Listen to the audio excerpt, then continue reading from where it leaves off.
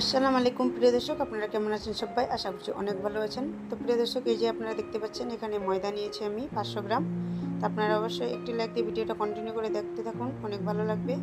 তো আমি আজকে ময়দা দিয়ে কী তৈরি করব সেটাই আপনাদের সঙ্গে শেয়ার করব। তো প্রিয় দর্শক, এই তো আমি চা চামচের 1 চামচ চিনি দিয়ে দিয়েছি আর স্বাদ মতো নুন দিয়ে দিলাম।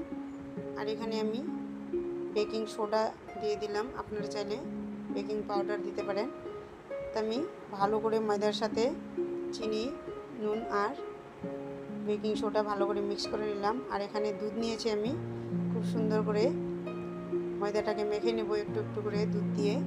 অবশ্যই দুধ দিয়ে ময়দাটা মাখালে খুবই সুন্দর টেস্ট হয়।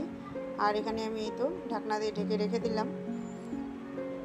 তো প্রিয় দর্শক, এই তো আমি 5 মিনিট পরে ফিরে এলাম। 5 মিনিটের জন্য রেখেছিলাম ঢাকনা দিয়ে ঢেকে, খুবই সুন্দর সফট হয়েছে। তো প্রিয় দর্শক, আজকের আমার ছোট্ট ভিডিওটি যে এখান থেকে দেখছেন, দেশ এবং দেশের বাইরে থেকে, আপনাদের জানাই অসংখ্য ধন্যবাদ। আমার ছোট্ট কিচেন ছোট্ট ফ্যামিলিতে আপনাদের সবাইকে স্বাগত। তো প্রিয় দর্শক, এই তো আমি সুন্দর করে লিচিগুলো এখন ছোট ছোট করে কেটে নেব।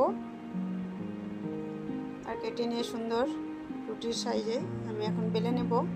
তো প্রিয় দর্শক, আমার যারা নতুন প্রিয় দর্শক, অবশ্যই চ্যানেলটাতে একটি লাইক দিয়ে আর একটি সুন্দর কমেন্ট করে আমার চ্যানেলটা সাবস্ক্রাইব করে পাশে থেকে যেতে পারেন। আর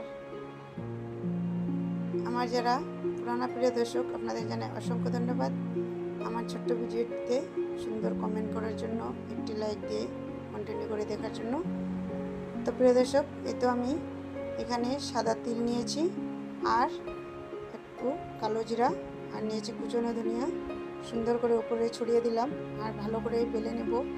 অবশ্যই আমি ভেতরে একটু তেল মাখিয়ে নিয়েছি, এতে করে খুবই সুন্দর সফট আর নরম হবে এই নান রুটিগুলো। তো এতে আমি একটু একটু করে হালকা তেল লাগিয়ে সেঁকে নেব।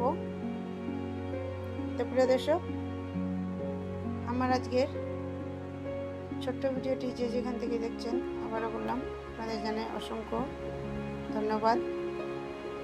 তো প্রিয় দর্শক, এই তো আমি সুন্দর করে সবগুলো নান রুটি এখন বেলে নিয়ে সেঁকে নিচ্ছি।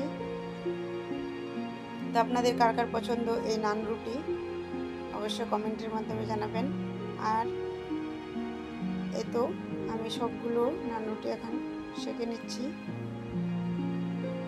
তো প্রিয় দর্শক, আপনারা চাইলে এখানে হাফ ময়দা আর হাফ নর্মাল আটা দিয়ে কিন্তু এই নান রুটিগুলো তৈরি করতে পারেন। তবে আমি পিওর ময়দাটা নিয়েছি, এই স্বাদটা দ্বিগুণ বেশি ভালো লাগে। তো প্রিয় দর্শক, এই তো আমি সবগুলো নান রুটি সুন্দর বেলে নিয়েছি, সেঁকে নিয়েছি। আপনারা দেখতেই পাচ্ছেন কত সুন্দর করে নান রুটিগুলো আমার তৈরি হয়ে গেছে, আপনাদেরকে ভেঙেই দেখাচ্ছি। তো প্রিয় দর্শক, আপনারা ভালো থাকবেন, সুস্থ থাকবেন আর অবশ্যই একটি কমেন্ট করে একটি লাইক করে আমার পাশে থেকে যাবেন।